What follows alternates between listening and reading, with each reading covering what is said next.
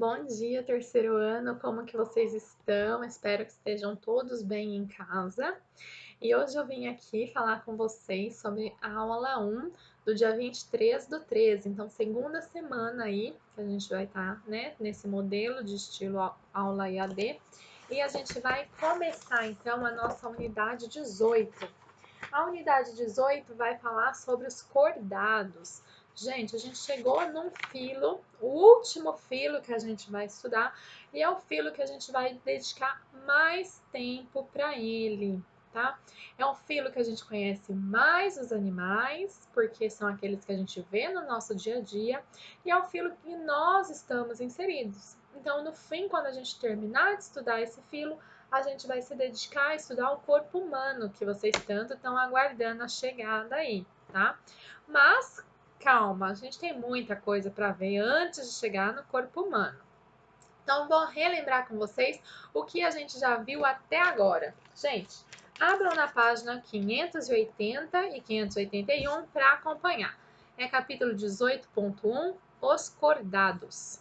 A gente está dentro de reino animal, então aqui embaixo a gente tem um cladograma, árvore, né, genealógica, e a gente tem que os animais são seres sempre pluricelulares, são seres eucariotos, são seres heterótrofos, falamos todas as características para serem animais. E depois a gente estudou todos esses grupos e a gente enfatizou na aquisição de características evolutivas. Então a gente estudou desde os poríferos que não tinham tecidos diferenciados, a gente foi para quinidários que eram diblásticos, depois fomos para todos que eram triblásticos. Lembra, características adquiridas não eram perdidas. Então, desde os plateumintos que eram acelomados, nematódios pseudocelomados e dali para frente todo mundo era celomado. Então, a gente viu moluscos, anelídeos, artrópodes, equinodermos, e aí a gente parou, tá? Gente, aqui tá escrito antrópodes, mas é artrópodes, tá? Pode corrigir aí, é só um erro de digitação, tá bom? Não é nada de erro de conceito, não, tá? E a gente chegou finalmente no grupo dos cordados. Gente, os cordados, durante muito tempo, e às vezes até para simplificar, são chamados de vertebrados.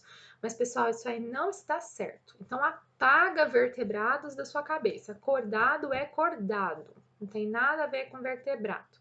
Não nada a ver. Mas vertebrado é uma coisa, cordado é outra. Cordado é todo aquele que tem uma notocorda. O próprio nome diz, cordado. Mas não apenas isso. E o que é uma notocorda? Né? Porque, tem notocorda, tá bom, mas o que é essa tal dessa notocorda? Né? Então, a gente vai ver isso na aula de hoje. Então, todo cordado tem 4 características. Então, a gente também estudou os animais, viu quais características tinha que ser para ser animal? Cordado também é assim. Quais são as características que tem que estar presente para que um animal seja considerado um cordado? Primeira delas, fendas faríngeas. Então, fendas, buracos, aberturas, faríngeas localizadas na faringe. Mas, professor, eu achava que eu era um cordado e eu não tenho nada aqui na minha faringe, não tem buraco nenhum. Calma, gente. Todas essas características, elas são encontradas nos cordados em algum período do seu desenvolvimento. Todas elas são encontradas no período embrionário. Então, durante o desenvolvimento embrionário, pode ser identificadas essas características. Essas características podem não persistir na vida adulta, ou mesmo durante o período embrionário, elas deixam de existir, tá bom? Então, uma certeza a gente tem, elas vão estar presentes no período embrionário, tá bom? Então, quando que você encontra essas características? Com certeza, no período embrionário. Então, por isso que é importante o estudo da embriologia, desenvolvimento dos embriões. E a gente já aprendeu isso lá atrás, tá? Gente, então, primeira característica, fendas faríngeas. Fendas, aberturas na faringe. Gente, aberturas na faringe está ligado com a respiração, tipo de respiração, obtenção de oxigênio. No caso dos cordados aquáticos, essas estruturas, elas vão ser preenchidas por estruturas esqueléticas e vão originar o que hoje nós chamamos de brânquias. Então, a gente tem, por exemplo, os peixes. Essas fendas persistem até a fase adulta. Já em outros cordados, essas estruturas não persistem até a fase adulta.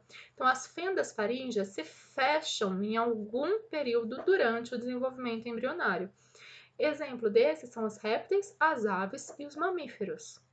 Essas fendas se fecharam durante o desenvolvimento.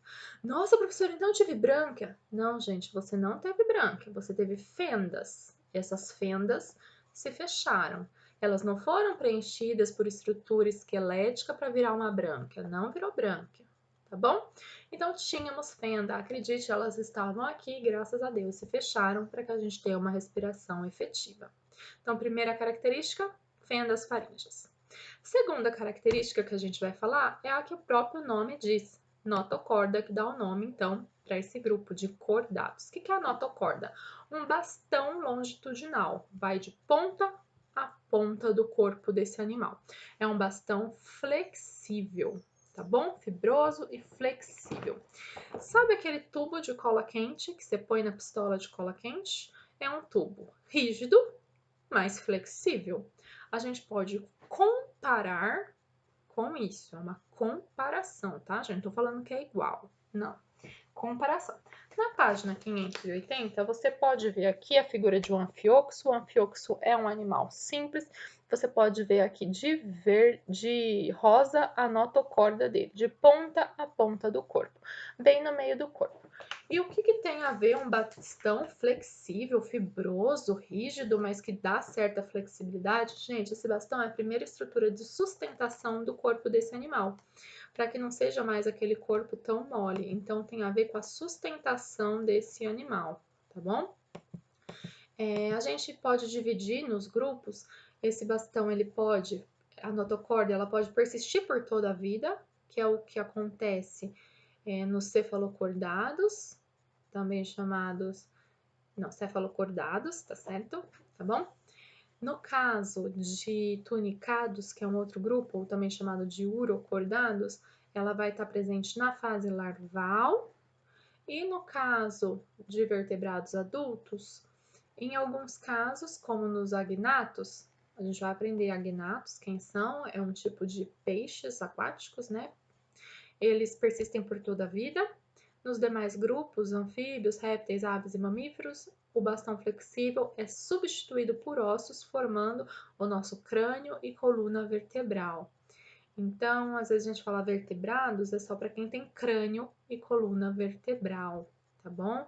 Então, vertebrados tem que ter coluna vertebral, tá bom? Então, o que a gente tem que falar? Cordados tem notocorda. Essa foi a segunda característica. Primeira, fendas faríngeas, segunda, notocorda. Vamos para a terceira. A terceira característica é um tubo oco nervoso dorsal. Um tubo nervoso, sistema nervoso, oco dorsal, nas costas. Gente, a gente estava acostumado com cordões nervosos ventrais, no ventre, aqui na frente do corpo, na barriga, né? Agora não, vai ser nas costas, logo acima da notocorda. E acompanhando a notocorda dá uma proteção para esse tubo nervoso. Ajuda com que ele não sofra tantos impactos e não se rompa. Gente, nos vertebrados, esse tubo nervoso ele vai se diferenciar em algumas regiões, como o encéfalo, que é onde tem cérebro, cerebelo e outras estruturas, e medula espinhal.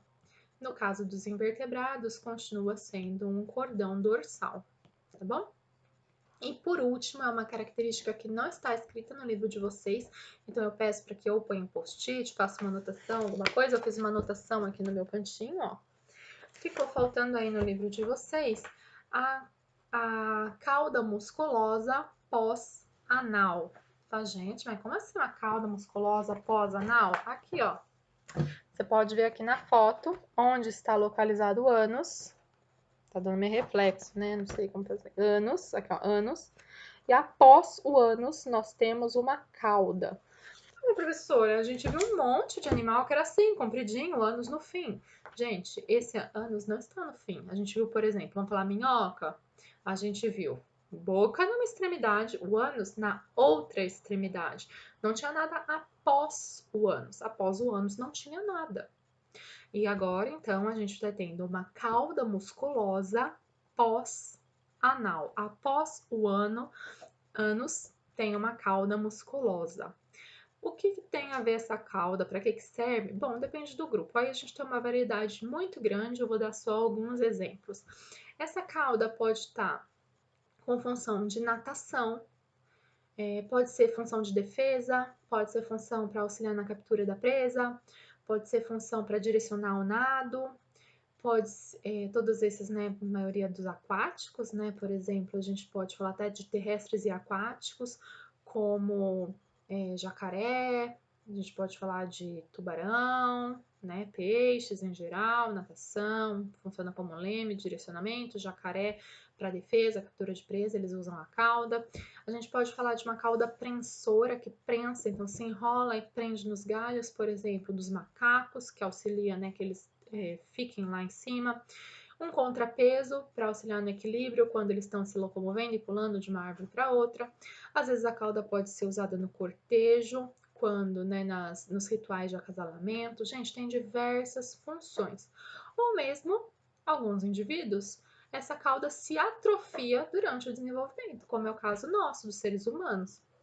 Ninguém tem cauda. Durante o seu desenvolvimento, houve uma cauda. E ainda na barriga, no útero, quando você estava se desenvolvendo no útero materno, essa cauda se atrofiou. Não há mais uma cauda na gente. Qual que é, então, o resquício da cauda? O nosso cóccix, aquele ossinho no fim da coluna vertebral. Creio que todo mundo já conhece, porque quando a gente cai, assim, um impacto muito grande, de mau jeito, né? Assim, cai sentado, pode fraturar o cóccix, dói, às vezes dá impacto, então creio que vocês conheçam o cóccix, tá bom? Então, 4 características: fendas faríngeas, notocorda, tubo nervoso dorsal nas costas, tá? E cauda musculosa pós-anal. Agora eu vou dar para vocês uma visão geral do filo cordado. Gente, a minha lousa é minúscula, mas muito querida, tá bom? Fiz com carinho para vocês.